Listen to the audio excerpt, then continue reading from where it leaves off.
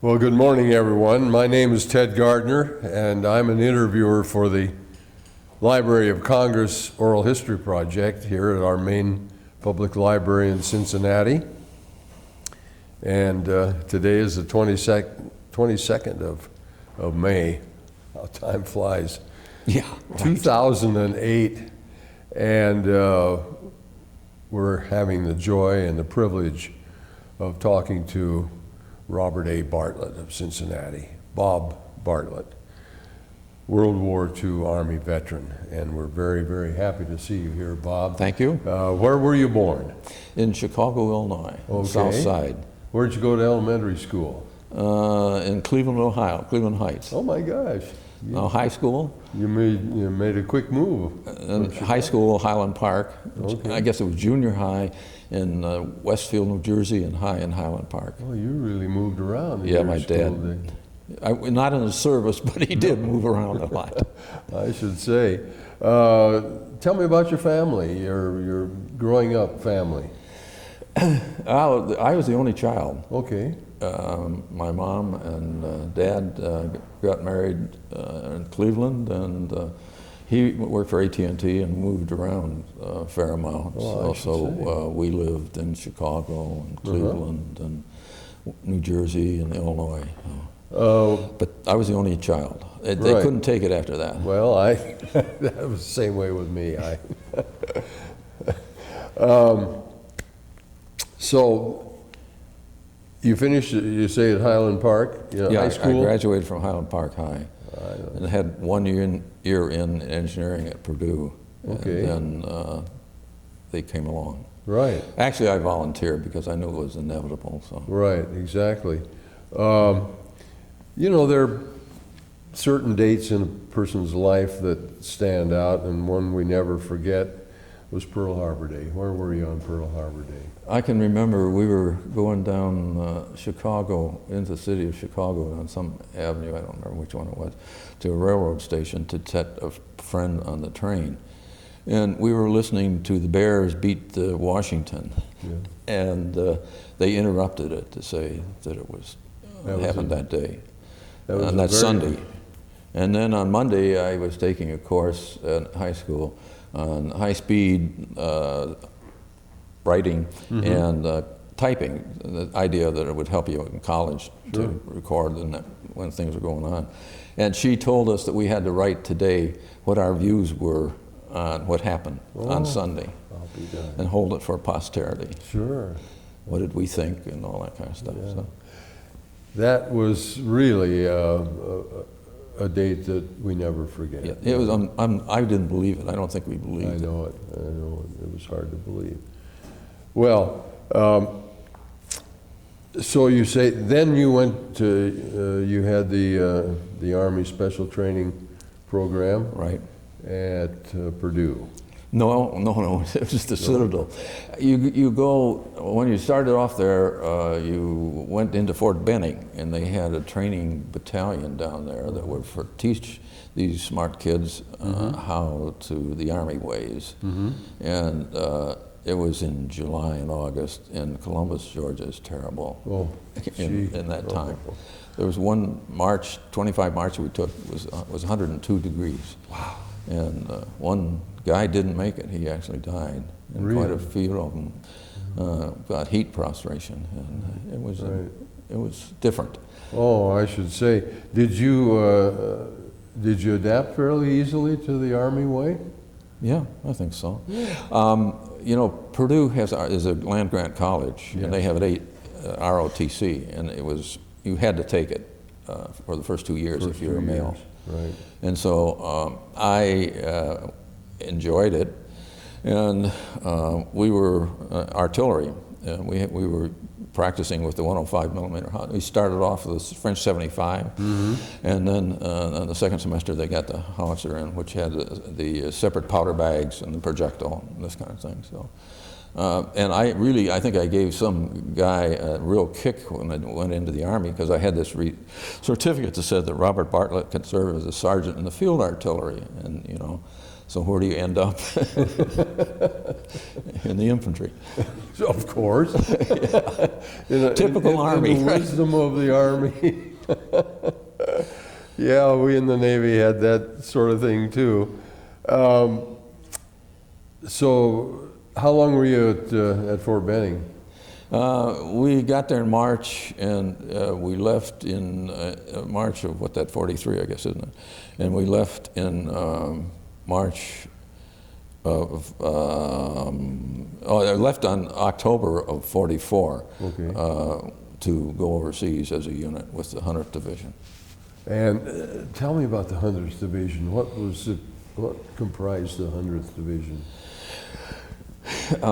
Men from all over the country, or was it a... They were mostly, I think, from, actually, part of it is from Kentucky, because the 100th Division is a training division right now, Right. stationed in Louisville. But it was one made up of mostly of New Englanders. We had an awful lot of Bostoners and New York and those kind of, so it was a different... Yeah. And of course, when we went in, the workers were, shall we say, were not there, and we were the workers, and so we came in and had to go through some training again. Sure. And Did you like the infantry training? well, not really. But, you know, it was essential. You better know. It still did not to prepare you really for what you actually run into. But, Right, right. there's nothing that can. That's true. I'm sure you went through that too. Oh yeah, the war was such a life-changing experience for all of us, I think. Okay, so then after that, and then from there you went overseas, huh? Yeah, we went over in October October of 44, 44, because it was June 44 is when the invasion was. of course. And when we went over, most of them are still ASTPers in our company. Mm-hmm. Did you go over on a big ship or what? Went over on we called it the Meteor, but oh crap! It was actually a Delta liner that had, you know, for going between us and South America and South America during the regular peacetime, and we were, our squad was on the out. They had put plywood on this all the way out, and so the cabin was outside of the cabin was here. And the walkway, this was where you'd use it to walk along. And they had us 3 deep. And the guy that if anybody put his foot on the deck, it got wet because, you know, the water usually came through down there because you could see it swashing around. So it was a different approach. I was very fortunate because they put me on KP in the Navy gun crew. You know, on each of the transports they had a Navy gun crew to. And so those guys were poking pork chops out. You know, I never saw food like that in my life. We'd come back with sandwiches underneath because the regular food on the boat was not that great. Not that It was great. well received. They could hardly wait for us to get off our duty so they could really eat. But, Oh gosh. it was also helpful. I have get seasick, and the first 2 days, 2 or 3 days, I was in bad shape, but there was a GI can there, so I could use that. I didn't have to go over the edge. But you got over it Yeah, eventually. yeah.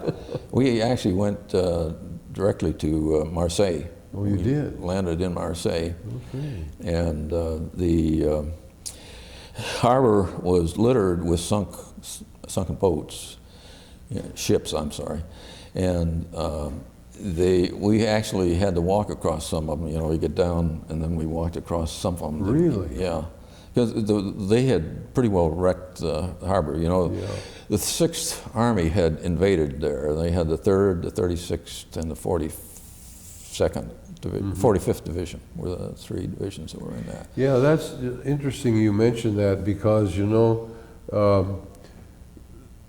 the focus was on the 6th of June, 44 in Normandy. Yes. But then later on that summer, here came the invasion of southern France. Yeah. And They so came from many- Italy, yeah. Yeah, so many people don't know anything about that. I do. You do.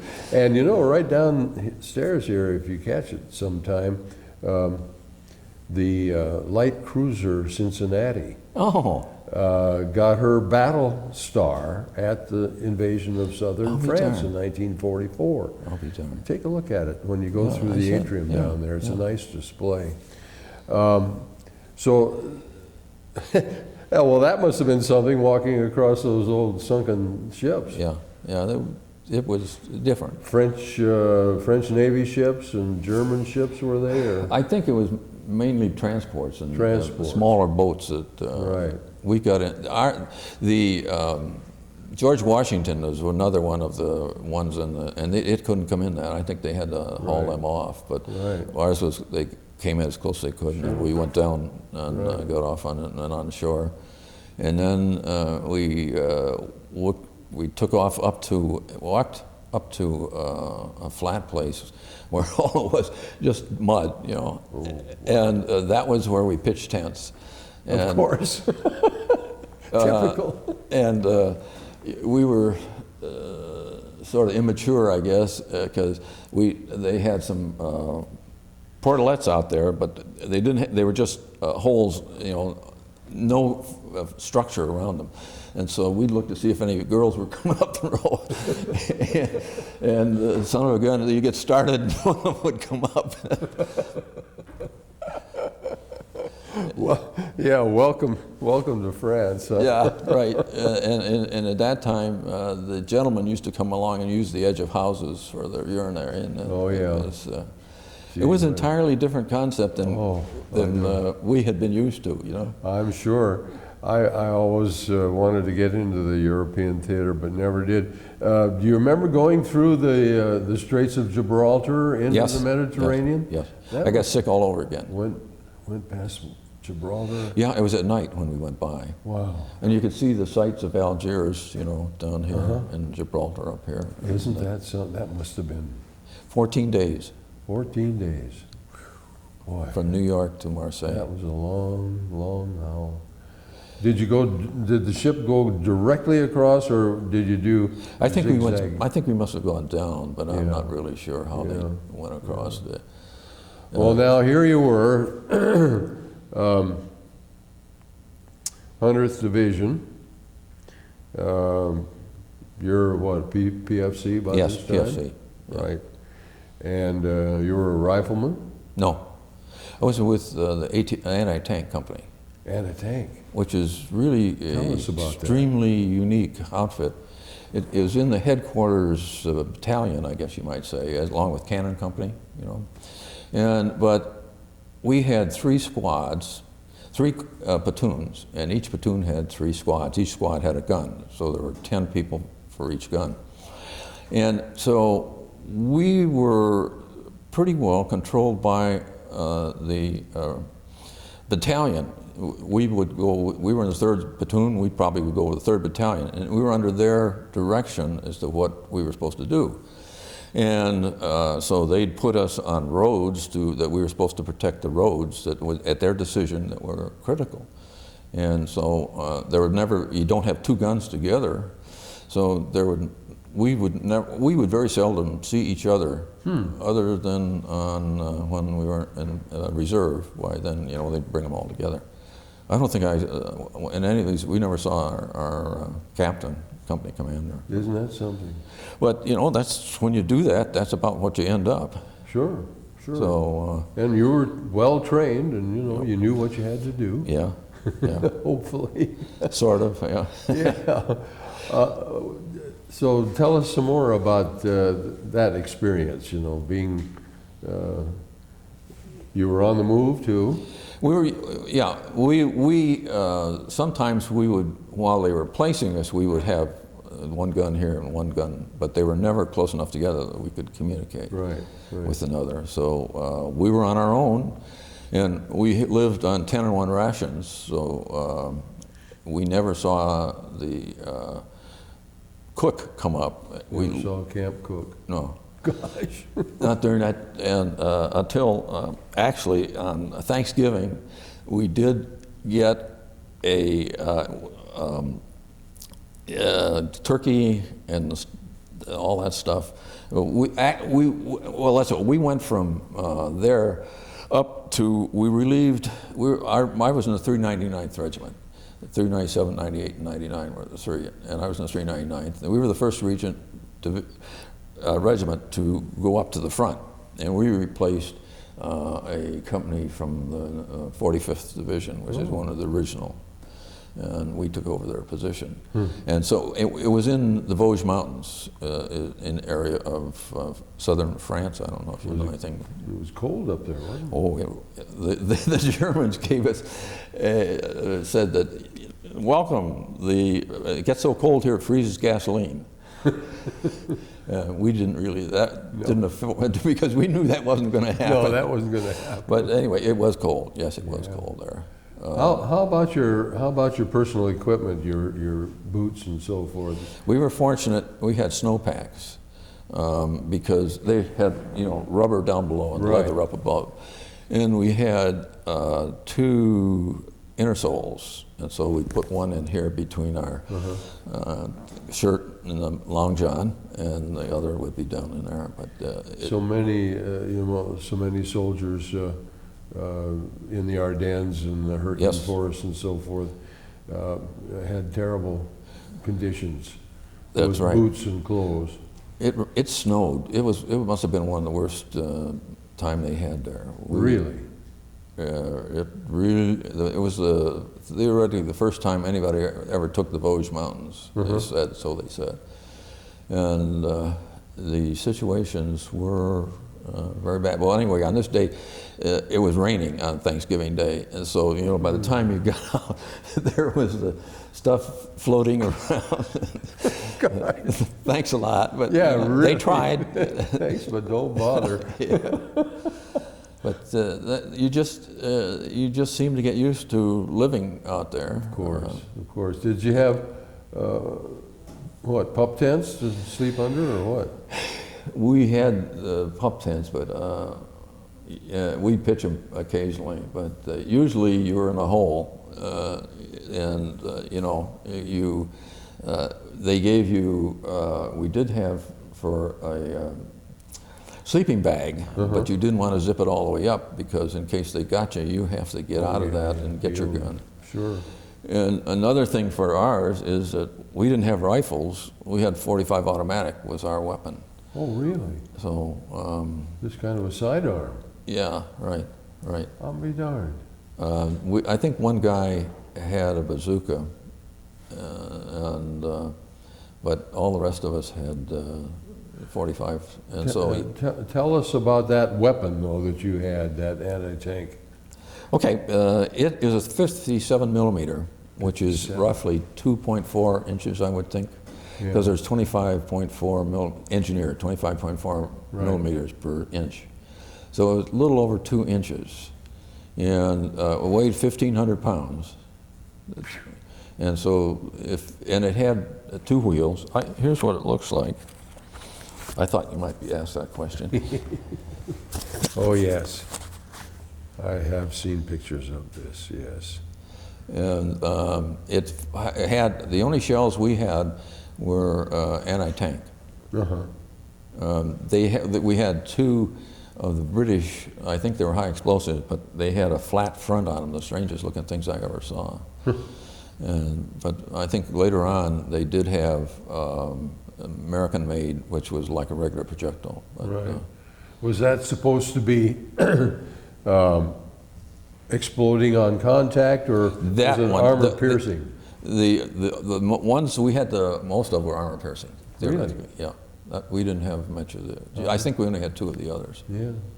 I mean, and they were the British, and we never had the American type. Is that so? That's interesting. I'll be darned. So you were up against what? Tiger tanks and the Panzers? Well, actually, we never saw a tank. Oh. Because a German tank. We were attacked one time by the French. We were right in the very southern end of the American Army. The French First Army was on our side, and these were the Foreign Legionnaires that were. going after the wrong town. But fortunately, the tanks didn't sound, they sounded like our tanks, and so we didn't fire at them. How about that? But it was an interesting experience. Yeah. How about, did you have any contact with the Legionnaires? Oh yeah, we had, very interesting. You know, young kids, we'd ask them, "Were you really a crook?" You know, because Yeah, right. all these stories Were you about a bad guy? yeah, that's all that was in the Foreign Legion, wasn't it? Because Sure, that was our criminals that escaped.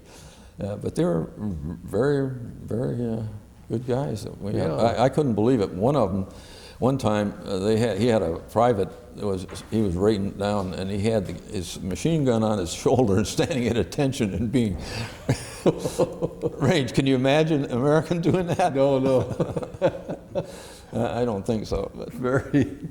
Oh, But I really, you felt sort of sorry. The French soldiers at that time was American equipment, but it was a hodgepodge Yes. of the things that they had, and they eventually did have some. And they were from North Africa. And Yeah, and they were really bad. They were all over the tanks.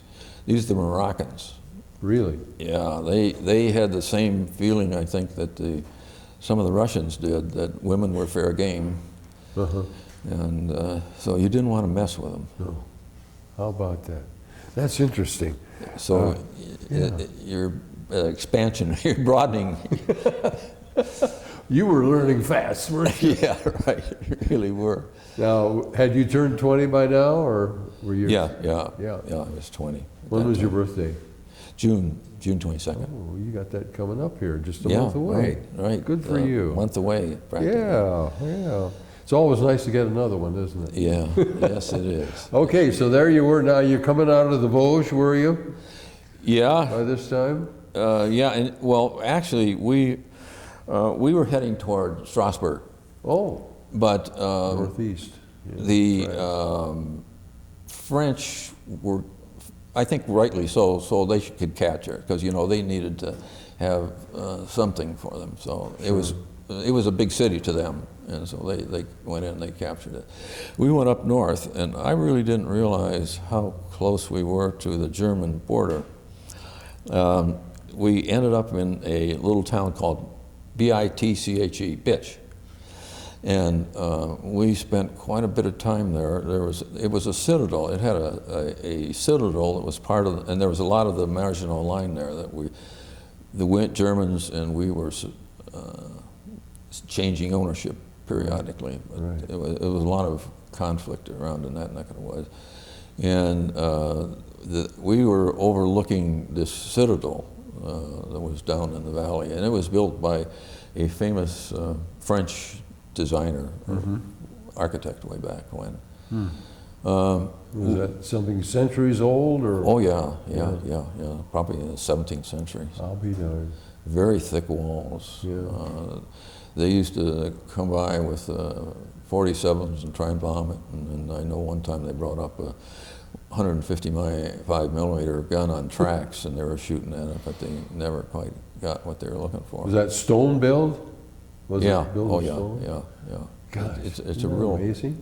Yeah, it really was. And so we were up there for about 3 months. You talk about the Ardennes.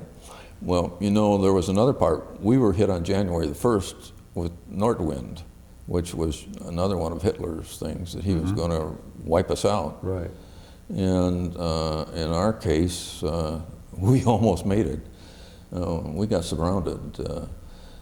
We were out on our right, where the bitch was over here, and we were guarding this road, and then there was a dirt road that went into a forest. It had been a French training ground in the Army, so it was a French area, and it is a real thrill to be out there by yourself. We were in front of the line groups. There was no soldiers around us, fighters around us. And here we are in here, and the Germans probably were going to be in there. And we were protecting another road that was in the middle of the forest. And it's scary when you're alone. Yes. And so we pulled back. And on January 1st, there was a guy from K Company that was up he had a machine gun. He was a sergeant, and he had a machine gun up there. And we were down on the first floor, and we had dug in our 57 to point out this road that was coming in here. And we had a little communication with others, and the other guys were saying, "Geez, somebody's shooting at me. What the hell's going here? All the infantrymen are leaving." And pretty soon, we tried to get our, we didn't have any close proximity to the sergeants or anything like that. Mm-hmm. So how can we leave? They said no. And finally, the guy made a couple shots with his machine gun and left, and we were still there. And so our army was like here, and we were out here. And finally, they gave us word we could leave. And so we hustled out. We couldn't take our gun because we had dug it in, and it was frozen in place. And It was? oh yeah. Oh my God. It was cold. The dirt Now, was, when you say you hustled out, this was afoot. no, we have a truck. Oh, you had a truck. You have to have a truck to, Paul, so you see in this one here, there's our truck That's ahead of right. it. That's right. Of course, to carry the gun and Yeah. so forth. 1,500 pounds, you don't. Yeah, that's heavy. I know. So, You didn't do that on a letter. no, we found a back route, but the Germans must have known it because the shells were going like this wrong, right without it by our side. Wow. And so we stopped. The lieutenant was with us, and so we went tearing into a house. He had maps, so we could find out how to get out of there and find out where the Americans were. Sure. And so he found out the roads, and we finally got out of there. But How did you feel about your leadership in general? our second lieutenant was great. The first one, we were back one time and listening to, they were playing, we had an orchestra, a band, and regimental band, and we were listening to it, and then our artillery was going out, and he was crawling along on his hands and legs, and the rest of us were sitting up, so you sort of wonder. Yeah, right.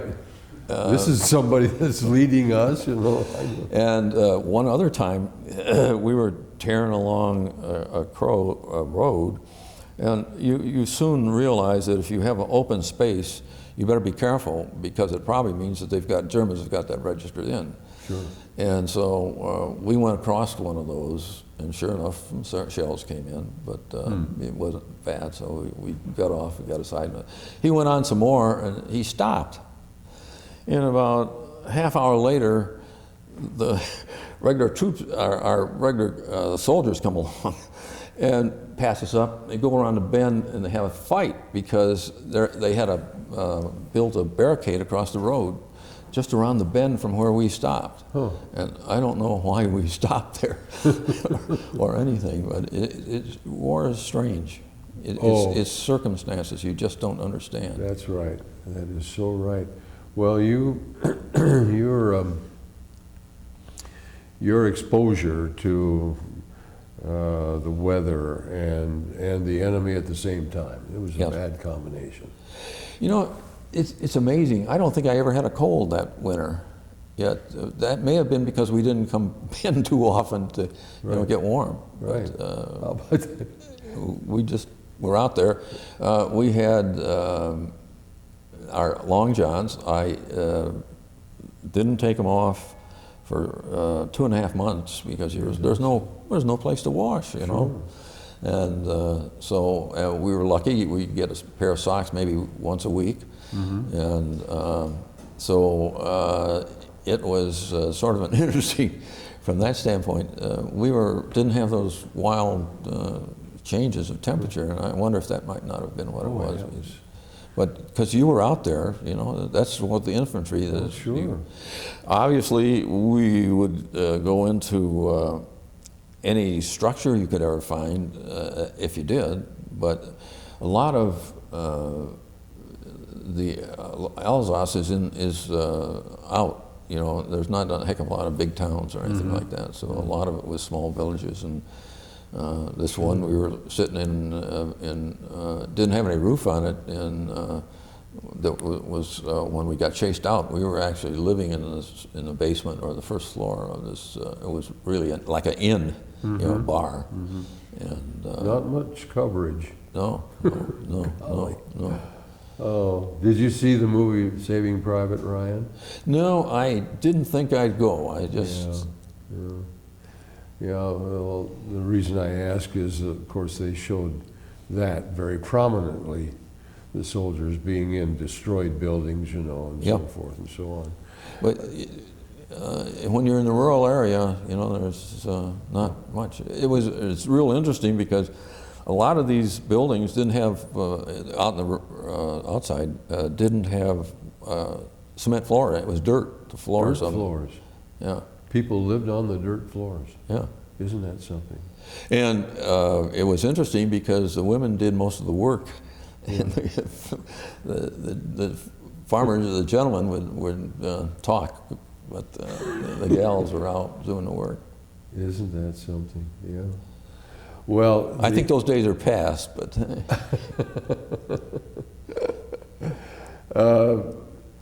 So when did you get to a place that you felt pretty safe and before you got to Strasbourg or?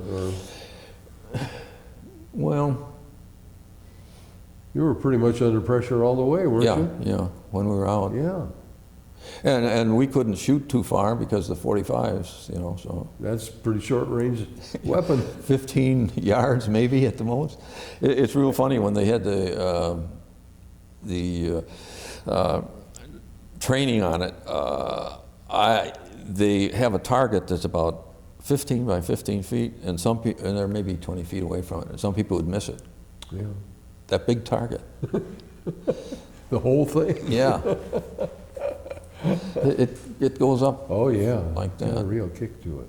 That, well, so tell us how you're progressing along now. Now you're into what, January 45? Yeah, January 1st was when we were surrounded, and then we stayed there until March 15th. The March 15th was in the time that they decided to make the big attack, I think all the way along. We were down like this, and if you look at the line, Germany goes in like this, and we were down here. So these, in the 1st and 9th Army, had to get up farther, so I think that's why we did. We actually crossed. We went into Bitch on the 15th, and the Germans had pulled out. We then went up to Mannheim, Ludwigshafen, went across the Rhine River there. We didn't cross. I mean, we didn't fight the cross. Somebody else had made the crossing, and we went. How did you get across the river? It was on a bridge, as I remember, a temporary, it was a built one. One of the ones that our engineers built. Sure. And we went across. We didn't do much walking because we had the truck to take the. Right. It was an infantry 1.5-ton truck, 6-wheel. How many people could that accommodate? Well, there were 10 of us, and two in the front, and 8 of us in the back. How about that? You get togetherness. Real togetherness, I should say.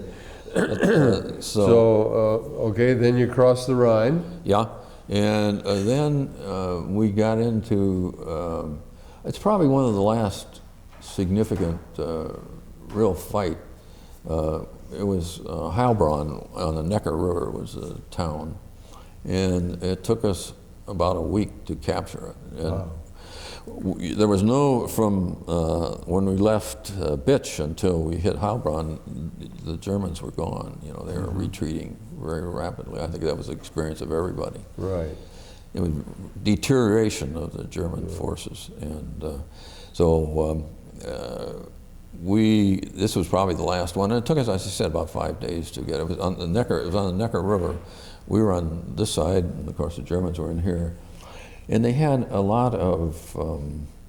It was a SS tank unit that was holding them, and usually they were pretty good. Right.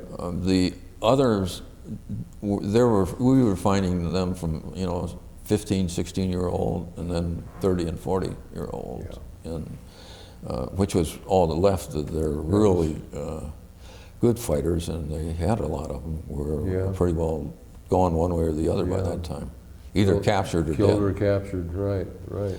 But, how about your casualties?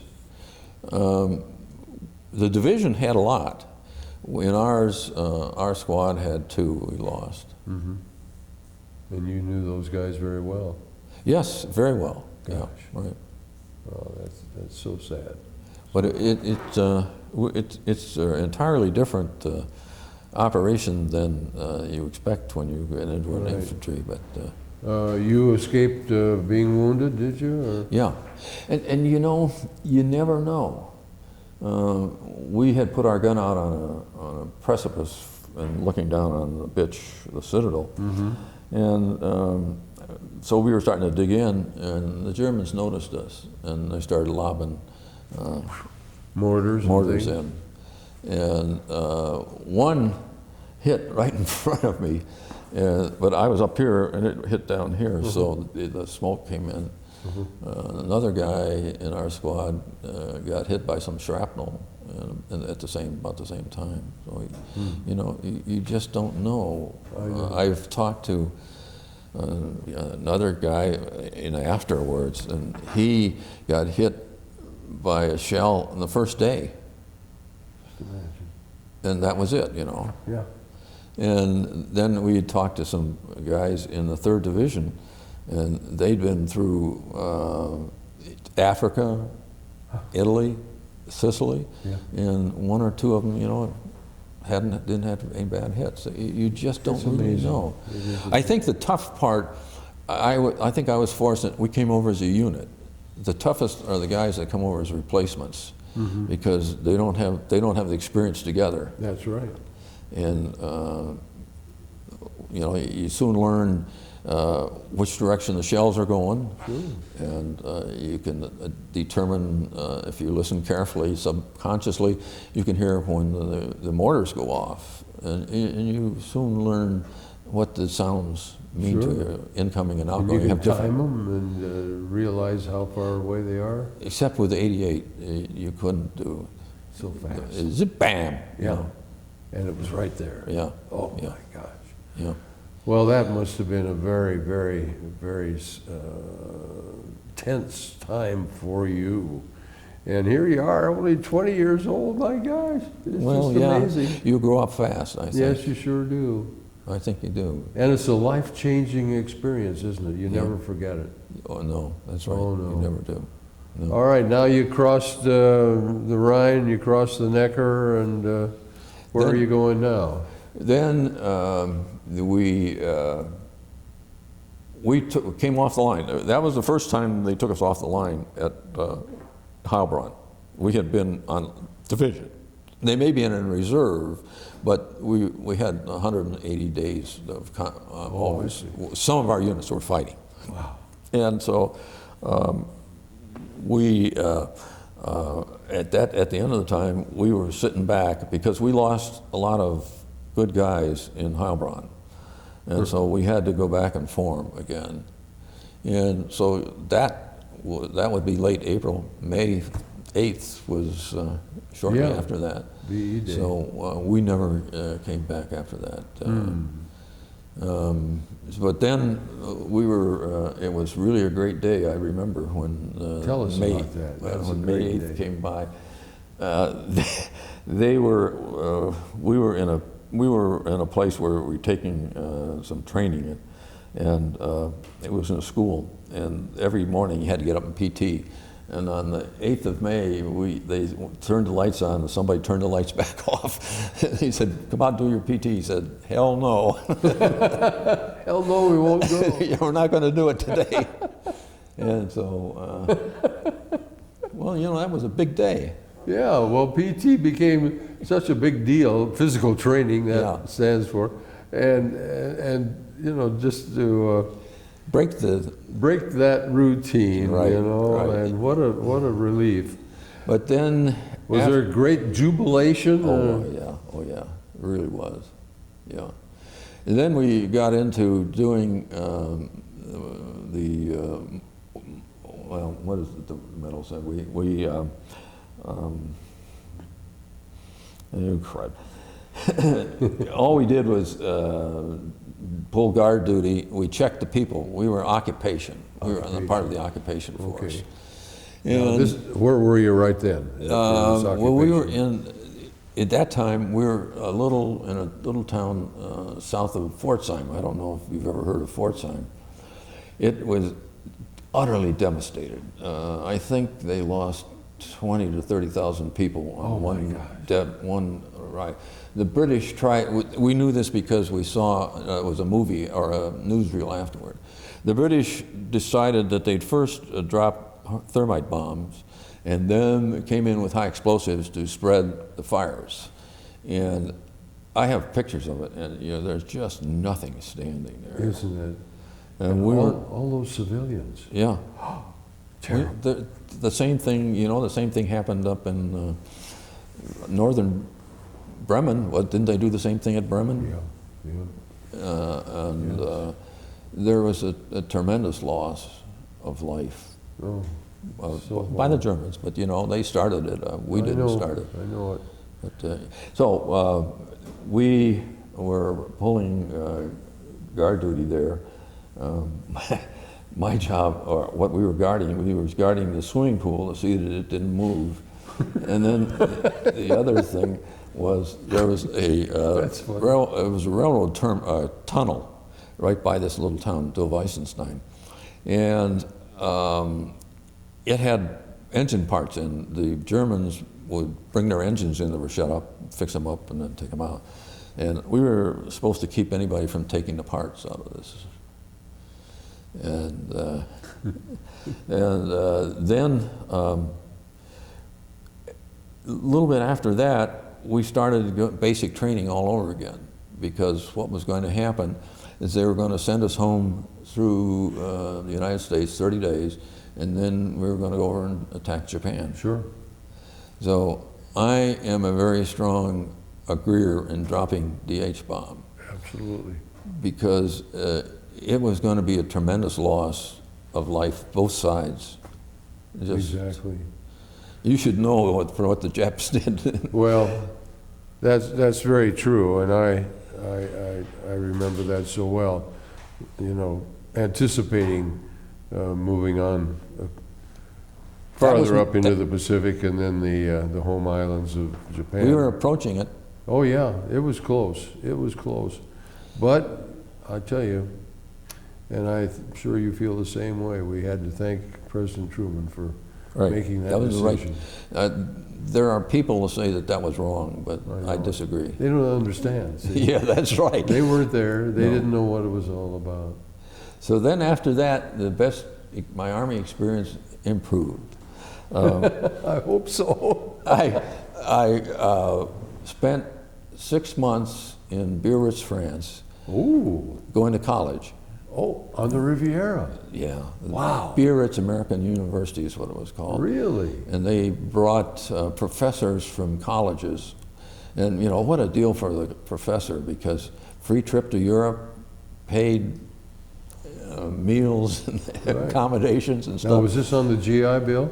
No, it's just they had, part while of you the were Army. waiting to get your points come down, Sure. Sure, they gave you your points, and you had to wait until you got the right points to get out. So how long were you there at Biarritz? 6 months. 6 months. And what did you study?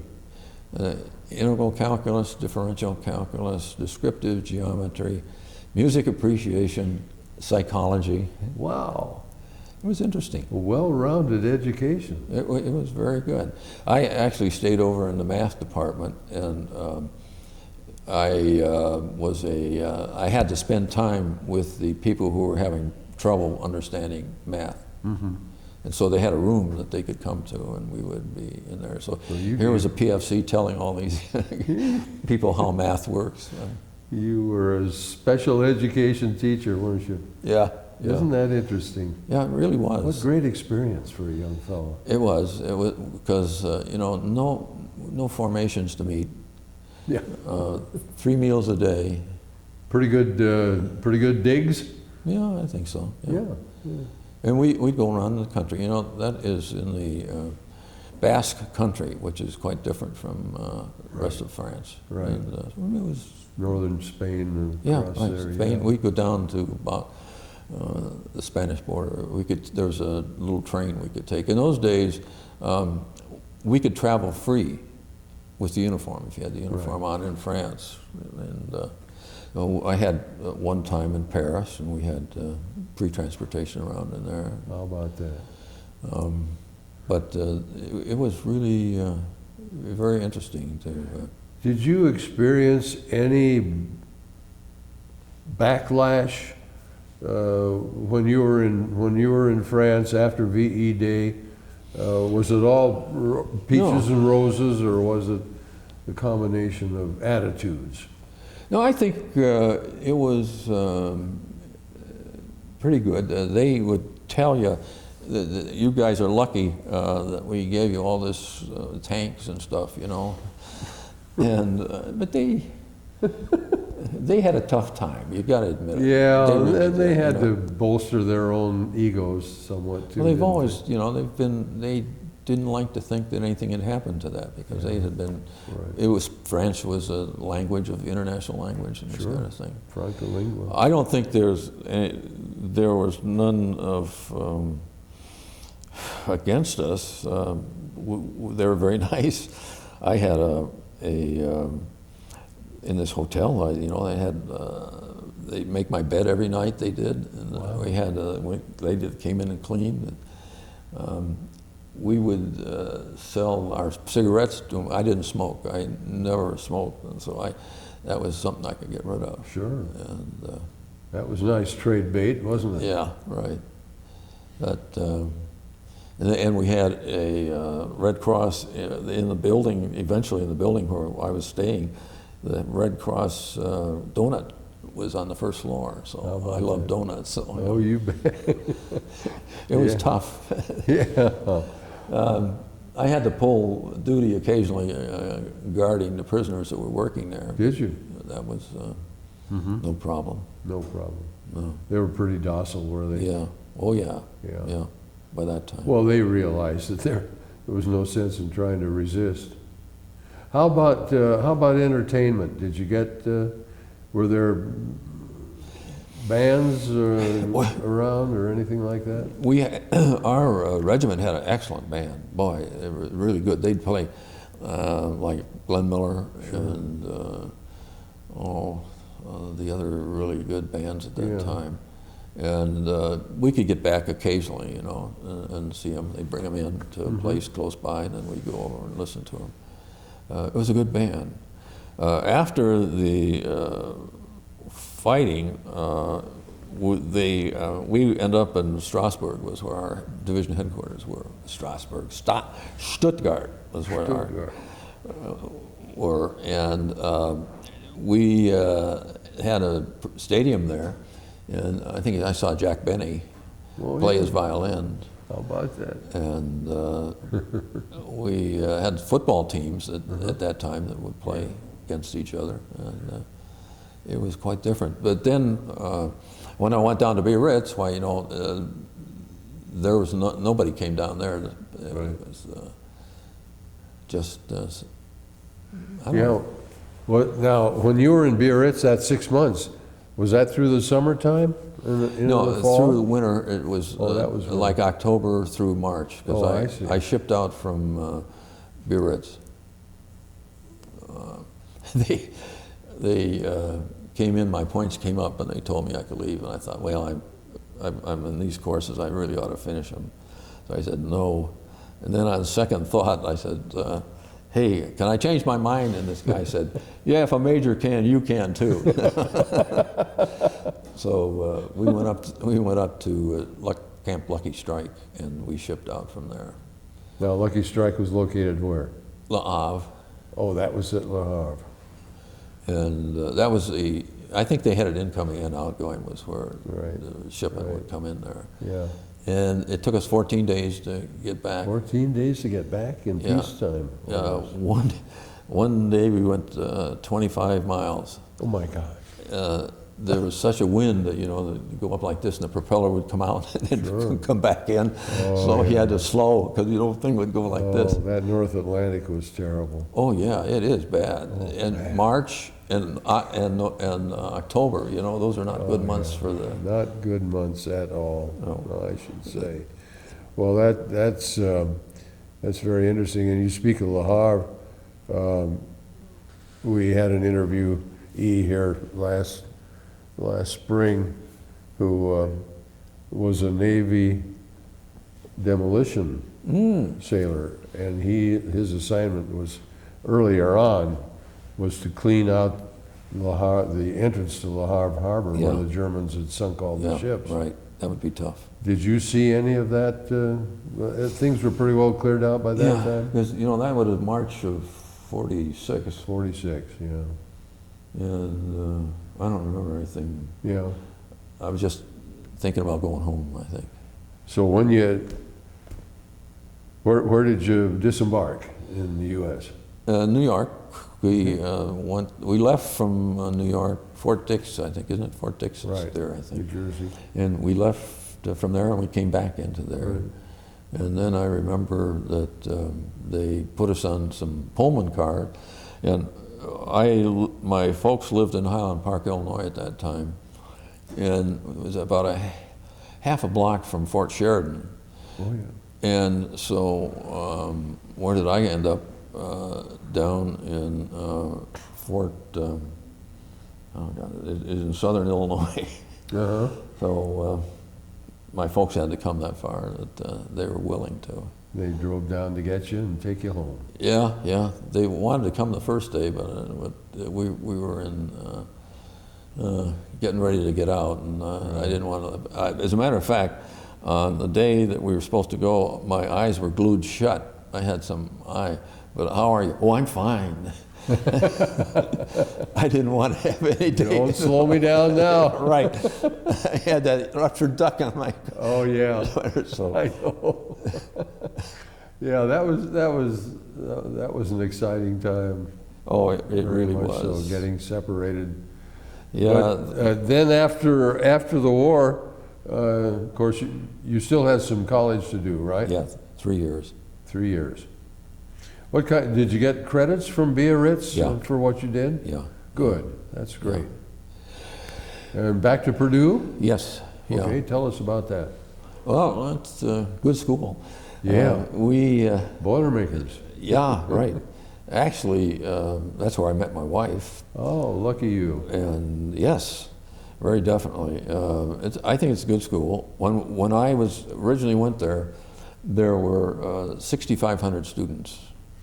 When we came back, it was up around 18,000. Yeah. You know, and there were a lot of GIs in there. Sure, of course, the GI Bill Yeah. helped so many men. Oh yeah, that was a wonderful. Wasn't that a wonderful program? It really was. We've met a couple of people that are lawyers, and they never would have made it No. if it hadn't been for the GI Bill. Well, I refer to it from time to time as the rebuilding of America.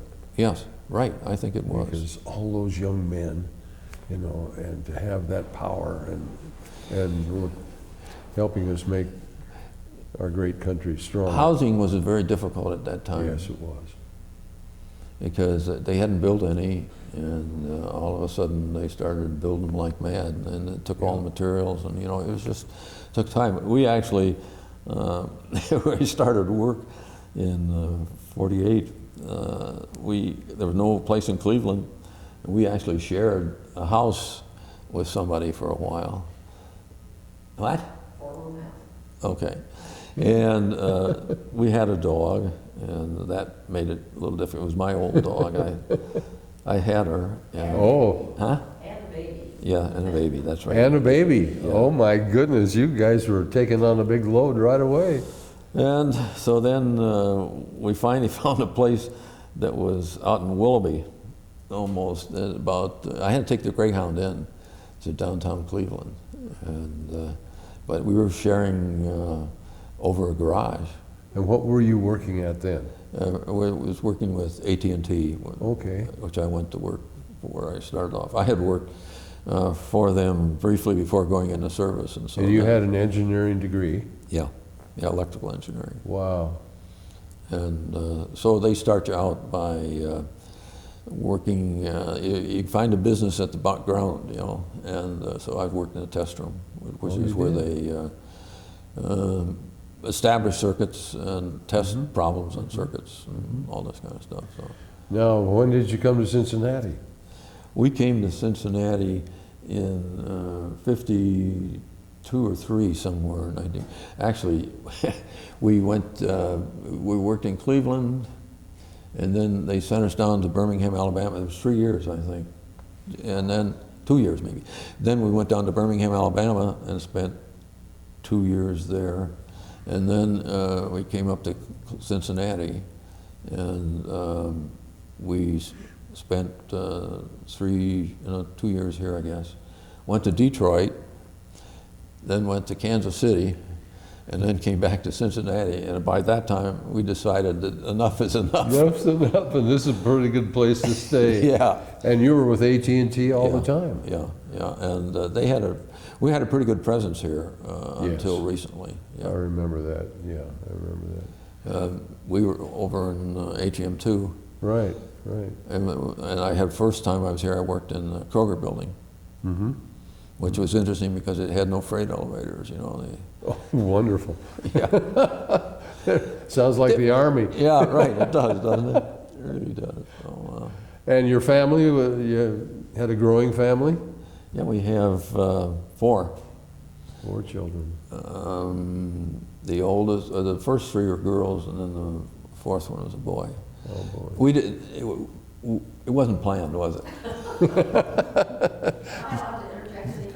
Just lucky, huh? And is your family here with you, or? Well, right now, we have our daughter Joan is here. We have 2 out on the West Coast. Our second oldest girl. The oldest girl works is a teacher in Thousand Oaks, California. Oh, yes.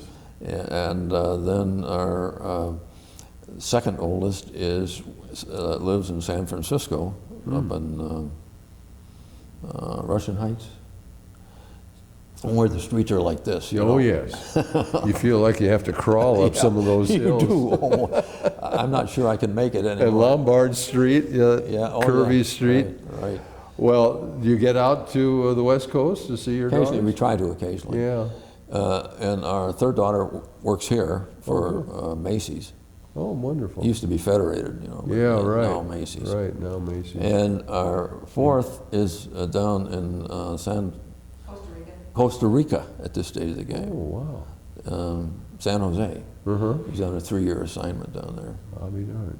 Oh, that's interesting. But he was here for a while, quite a while. He works for Procter & Gamble. Well, obviously oh, he'd be he's around with P&G too. Oh, wow. May I say? Yeah.